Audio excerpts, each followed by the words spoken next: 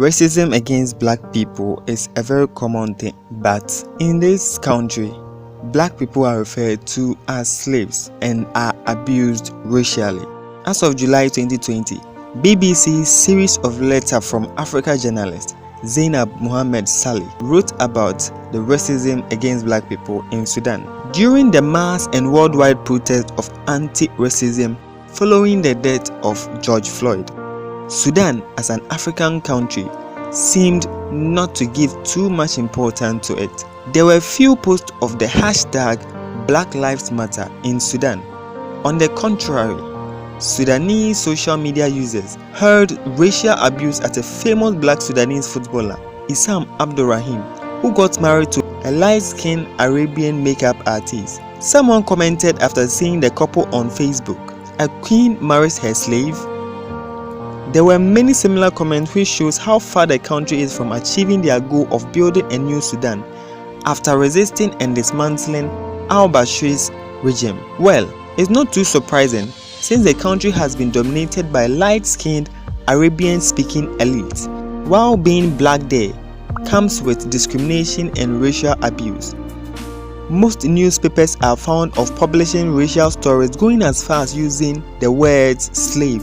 Almost all the press outlets conclude with a Negro for petty crimes in the capital, Khartoum. They have the mindset that black-skinned people are poor and are not ethnically Arabs.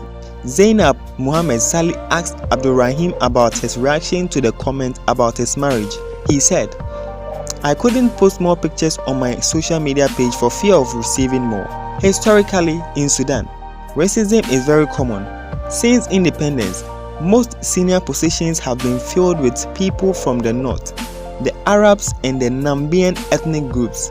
Almost all the high-position military officers are from these communities, making it easier to use their influence to dominate the business sector. As of now, in any government department or bank in Khartoum, you will rarely see a black person playing an important role. Slavery was officially abolished in 1924 in Sudan, but this decision was rejected and faced strong resistance from the main Arab and Islamic leaders of that era. They even wrote to the colonial administration pleading with them not to abolish slavery, but their request was ignored. Slave trades were progressively active until the end of the Civil War in 2005, which eventually led to the division of the currently South Sudan, who were mainly black Africans from the Arabic-speaking Sudan.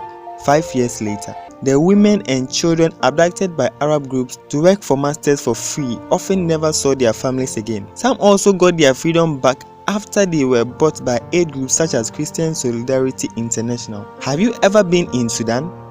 Or are you living in Sudan? The big question is, do Blacks' life matter in Sudan? Share your comments and experiences. Who knows? You may have the actual facts about the stories and rumors. This video is brought to you by Meskin Library with script support from bbc.com. Thank you for watching. Subscribe if you haven't. Always remember to keep smiling, stay updated, and keep creating.